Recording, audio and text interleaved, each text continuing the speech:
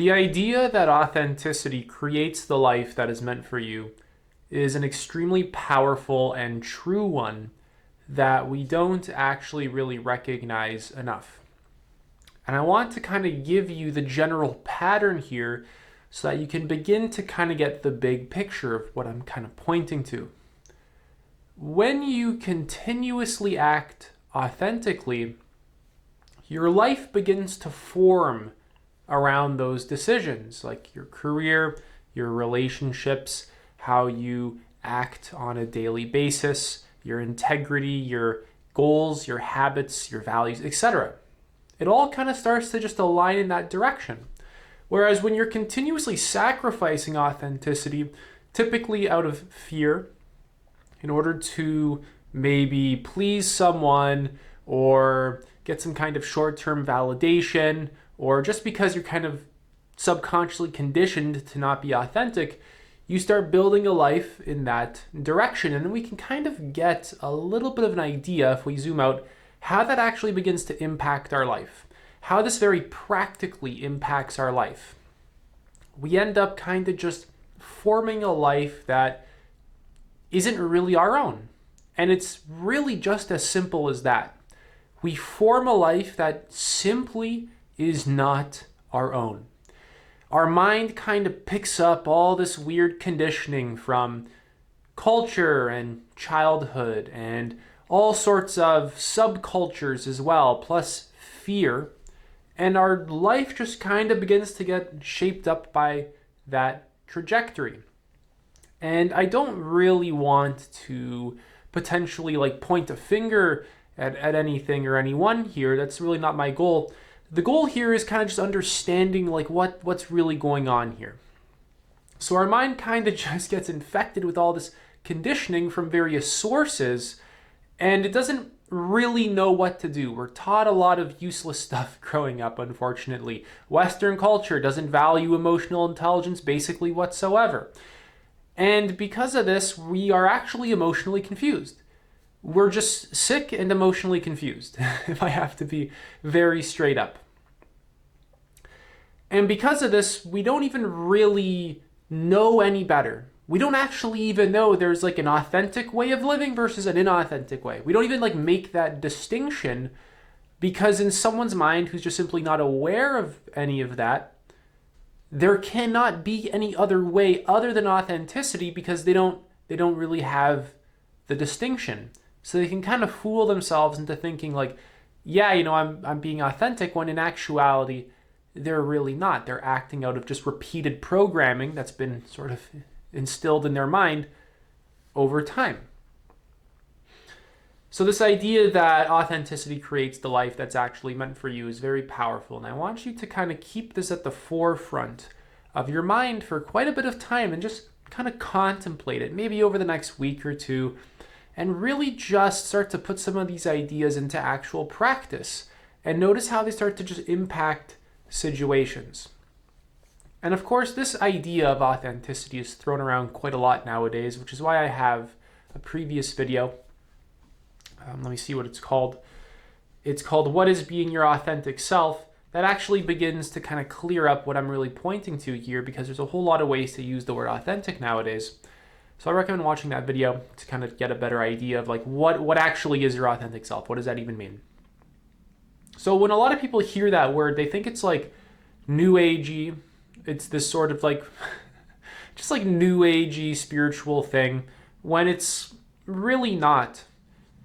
Your mind has a lot of sort of psychological defensive mechanisms that continuously make itself small, repress itself, are dishonest, etc. And all this is an actual block to fulfillment, to genuine, truthful expression. And it's usually a combination of various things that are all kind of holding this stuff together, like pain, fear, emotional pain, childhood conditioning, social conditioning from culture, subcultures as well. Because we get influenced not just by, let's say, our larger culture, but all sorts of subcultures that we interact with in our life as well. So this idea of being authentic is very practical, especially once you begin to build up the awareness of this. This becomes something very hard not to notice, actually, once you're attuned to it properly.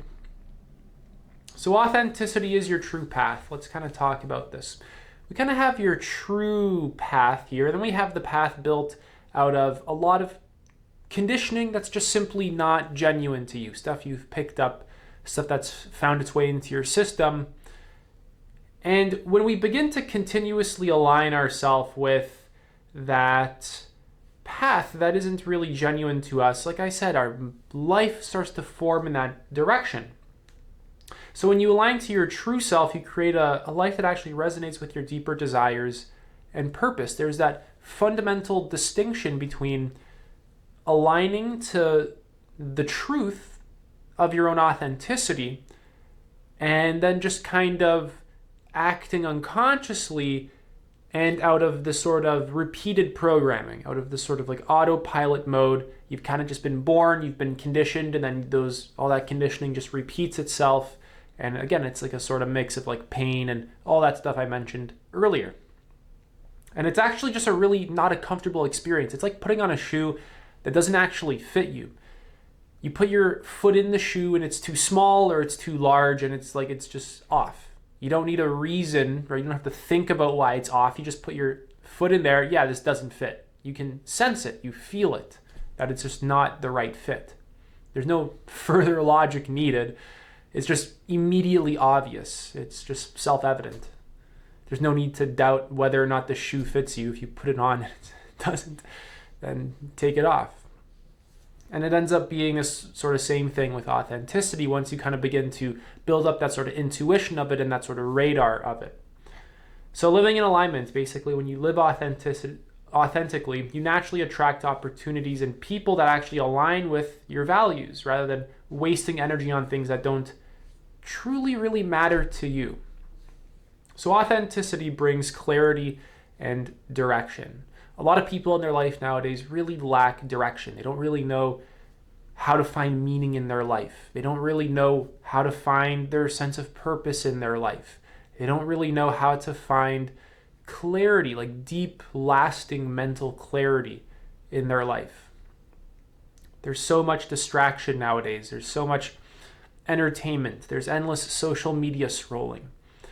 There's information overload. People don't really know what to do. There's all sorts of ways to escape our life with temporary gratification.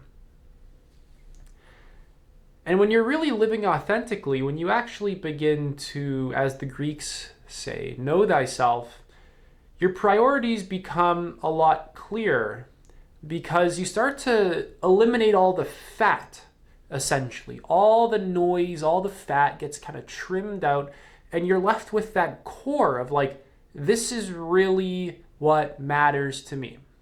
This is the actual sort of thing that I need to be directing my energy into and my time and my attention.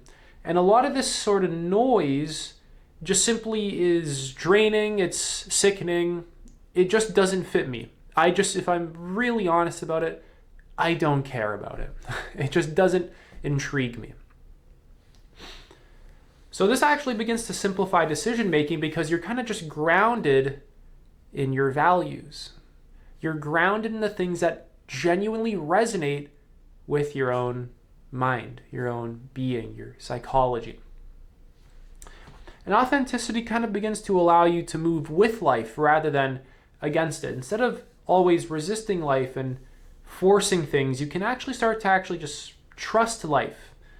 And this kind of allows life to begin to unfold naturally, which I'll be talking about in this video relatively shortly in some greater detail.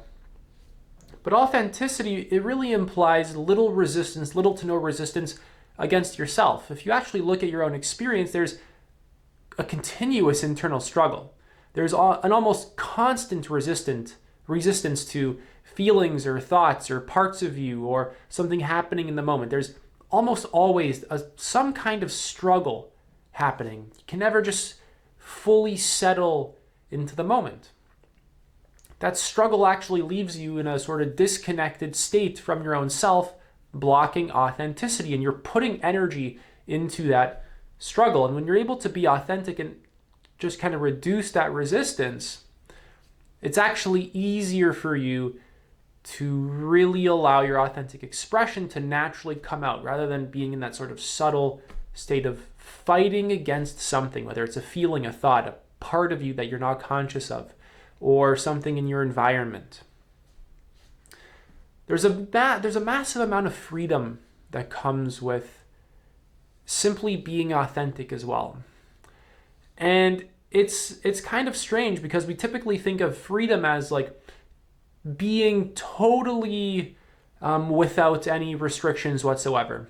But to be your authentic self as a human being means to act within a certain set of restrictions, a certain set of limitations, a body, a mind, a certain set of values. And it's funny because by finding that right fit, you actually maximize your sense of freedom. It's quite counterintuitive. It kind of works in a way that we don't really think it does. It's almost like if we just eliminated all rules, there's no more rules, right? We can kind of think of like that's max freedom, but actually that just creates a lot of chaos and sickness. There has to be some sort of organizing force to ensure that the energy can actually move and flow well rather than being directed into a lot of sickening things. So there's a sort of ending of self-suppression that begins to occur when you're really doing this kind of work. So when you're authentic, you stop suppressing your true thoughts, emotions, and desires. This leads to less inner conflicts and more self-acceptance, which creates a more harmonious life experience, which allows you to kind of just flow with life rather than always moving against it. And really kind of look into your life. Does it always feel like you're always kind of just moving against life? You're always pushing against it. You can never quite just like settle into it. Really just look at your actual direct experience of yourself. Become self-aware and just kind of reflect on that for a little while. Let's talk about relationships because this is a big part of human life. Your authenticity actually just attracts genuine connections. It attracts people who just simply resonate with your true self. It attracts people who can actually just simply fit you. So more meaningful relationships just begin to occur, especially when you're being honest and transparent, because authenticity requires honesty, it requires transparency, it requires truth. Authenticity is a truthful expression of who you are. So when you're being honest, right, when you're expressing yourself truthfully, you're actually able to attract people based off of that same energy. You're able to attract people who resonate with that. And it also kind of acts as a repelling force for the people who don't resonate with that, which is why you also have to get comfortable with things like rejection or just kind of being disapproved of and kind of learn to navigate sort of just external invalidation without, grasping on to the need for approval. So there's this sort of ending to people pleasing that actually begins to happen as you begin to do that as well. When you stop fearing rejection and being invalidated and disapproved of, authenticity kind of begins to just let go of the need to please other people. It begins to just create space for relationships built on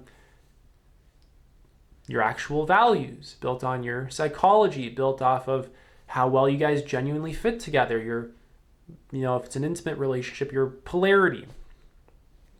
And it really builds it off of understanding rather than manipulation or any kind of dynamic that just doesn't instinctually feel right. Any kind of dynamic that just subtly you can just detect simply doesn't work. So your authentic life is actually just more fulfilling. That's kind of like the key theme here, is that to actually be fulfilled in life, you have to be able to express yourself authentically, because the alternative to that is like this continuous repression of self, which is just you kind of attacking yourself. And that's just very uncomfortable. It's like you're kind of using your own energy to like suppress your own energy. You have like this part of you fighting against all these other parts of you. Again, it's that internal struggle. And you're actually putting your energy into that. And it's an exhausting thing. So when you're actually authentic, you live a more purpose-driven life. You're actually more connected to your sense of meaning in life, the things that actually mean something to you, your values, and you're simply feeling nourished by a lot of that stuff. Instead of always doing things that are constantly draining you, you have the honesty when you're being authentic to just acknowledge that when I'm doing this, like I'm always feeling drained, right? Maybe I'm relating to it in an improper way. Maybe, for example, I'm overworking or I'm putting too much into something. But that honesty begins to be a deeply corrective force. Because in order to be authentic, like I said, it's a truthful expression. It requires honesty. And in order to actually build a meaningful life, you can't build it off of deception, manipulation, lies, etc. It has to be built off of truth. So embracing life's challenges with authenticity actually begins to get a lot easier. Being authentic doesn't mean you just avoid challenges. It means facing them from a place of truth. Facing them from a place of internal psychological, emotional stability. And authenticity helps you navigate life's difficulties with grace because you're not fighting against yourself. You're not fighting against your actual nature. So resilience actually begins to form out of this because when you're actually just, again, being authentic, you're not compromising your values to please anyone. Your inner strength just kind of allows you to overcome challenges with clarity of purpose, clarity and purpose. So when you're being authentic, it allows you to also let go and not always have to be in control of the process.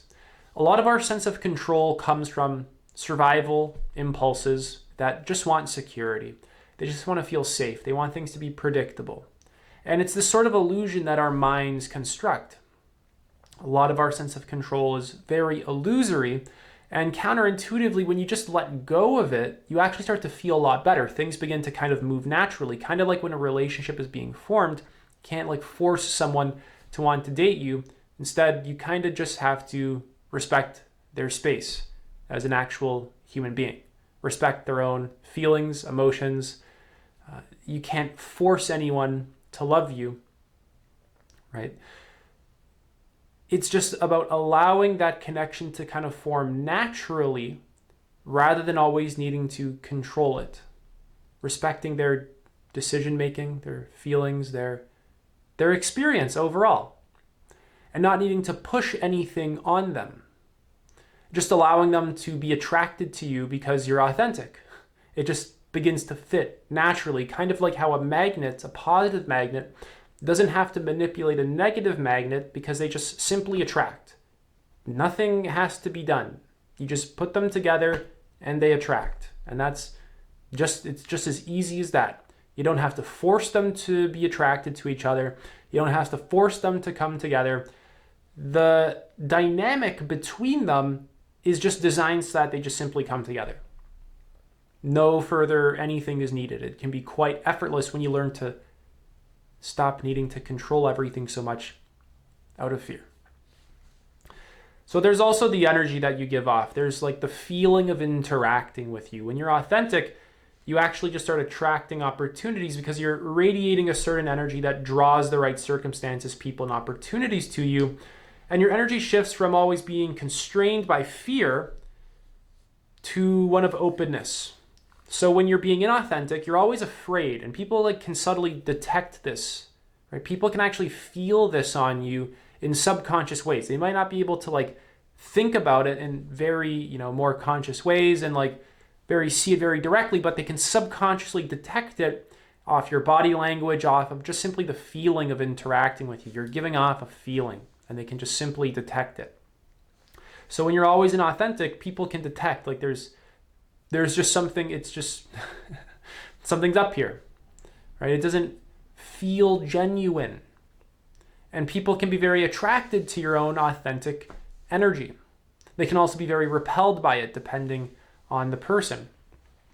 So when you're sort of vibrating at your sort of core authentic frequency, the more you live in alignment with your authenticity and authentic self, the more you attract what aligns with that energy. And this just naturally brings in a life that feels designed just for you. I really like that idea of it feeling designed for you, because little to no one on planet Earth actually lives a life that feels designed for them. Right? Really let that sink in, because this is actually something that requires some emotional labor. To actually really do that requires some pretty serious personal growth. That's not something that is quite common nowadays. So when you're authentic, it also boosts your well-being quite a lot. The sense of being whole within yourself. And being authentic allows you to just heal old wounds by confronting them honestly. I really like this principle of honesty, radical self-honesty. Because when you're actually just being honest with yourself, you're beginning to see what's going on clearly rather than always distorting it. And it's really hard to actually do this because, number one, our minds can be very deceptive. They're wired for survival, not for truth. And number two, a lot of things we like to hide because the pain of them is so great that we just kind of like to deceive ourselves in order to avoid it. And the truth can often mean confronting something painful that we just simply don't want to feel. But of course, kind of just avoiding it leaves us in this sort of deceptive state that doesn't really get anywhere meaningful in our lives. We just kind of get stuck. So this naturally begins to foster self-compassion as well. When you're honest and just kind of open with yourself, a sense of self-compassion can actually start to truly develop. So authenticity also involves self-acceptance and self-compassion. When you begin to actually stop continuously judging yourself, right? If you practice meditation, you learn to watch or observe things without judgment. You just kind of begin to create a space for genuine love, genuine self-love and growth. It becomes more natural to you to have a mind that is less critical, less judgmental, and simply more accepting, especially as you begin to really move into the body and actually attune to the actual heart space. And you find this sort of like natural quality of love existing in the heart space. As absolutely new agey as that sounds, the more you actually begin to attune to the internal space of your body, the more you recognize that there's certain qualities existing in different areas of the body that are just kind of naturally there, like the quality of your voice in your throat, or the quality of your mind, your mental intelligence, or the quality of sexuality in your genitals, for example. There's a whole bunch of qualities that just exist there, and we don't have to construct them. The feeling of like love in the heart or power in the gut. As you really become attuned to the body, you naturally start to detect this stuff, and it can kind of begin to open up. If you've ever been in a relationship and you know that sort of feeling of having an open heart to someone, that's a quality that already exists within you. It might be open now, it might be closed now. It's up for you to figure out. It's up for you to investigate your own experience and figure out. But under certain conditions, it typically opens. Typically when we're feeling safe, when we're feeling present, when we're feeling grounded, when we're able to actually be in our heart space, be present in that internal space, it begins to open. External conditions can allow it to open as well, like an intimate relationship, for example, but it's kind of just showing you what's already existing inside of you. You don't need that sort of external thing to always be there in order to keep it open. That external thing, like a relationship, for example, is kind of just mirroring a quality in you that simply already exists. And it can kind of help you to show you where you're closed and kind of how to remain, how to move back towards openness, and kind of how you close down. So that's a complicated topic I can't really get into in this video. And lastly, you start to just kind of trust life's timing. When you're authentic, you kind of notice synchronistic experiences simply happening. And this is so common that it's actually quite hard to be in denial of. So many people report this that it becomes truly irrational to actually throw this away entirely.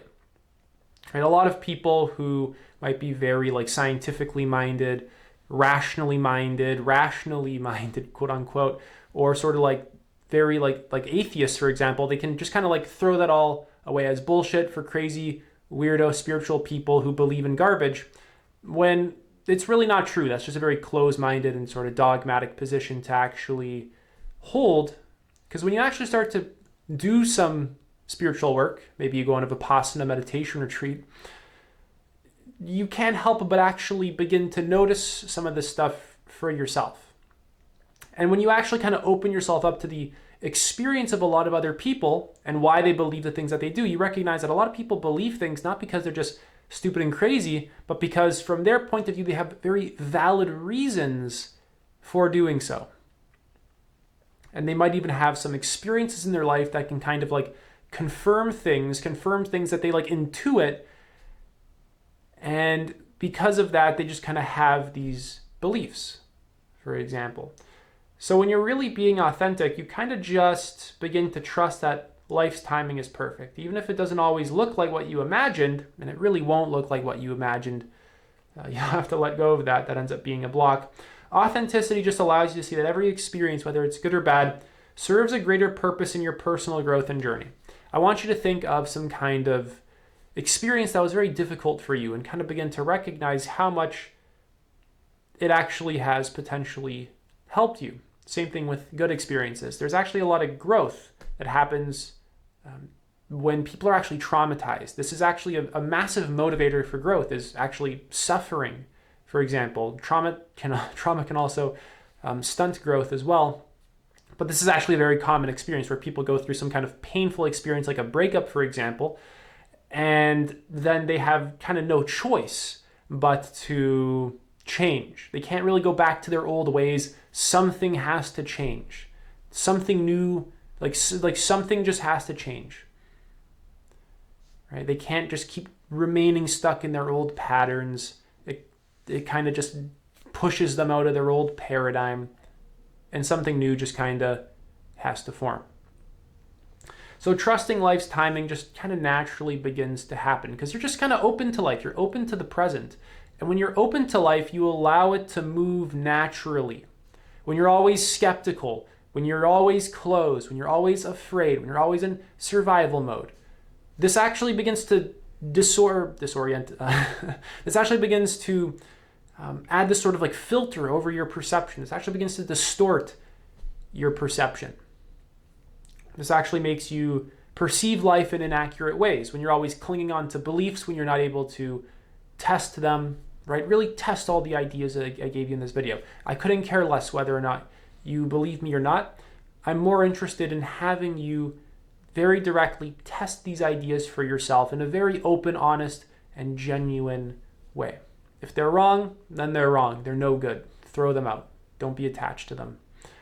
But you'll find that there's a lot of truth in everything that I've actually said in this video, as long as you're actually willing to really test the ideas very genuinely, kind of like a scientist who's just running experiments, right? He has his hypothesis and he's like testing the hypothesis, right? If it's true, cool. If it's not true, cool. There's no rigid attachment to needing it to be true or false. It's just like running the experiment and just being open, following where the data takes you. That's it for this video. If you're interested in working one-to-one with me, you can apply to do so. Link is in the pinned comment. Take it easy.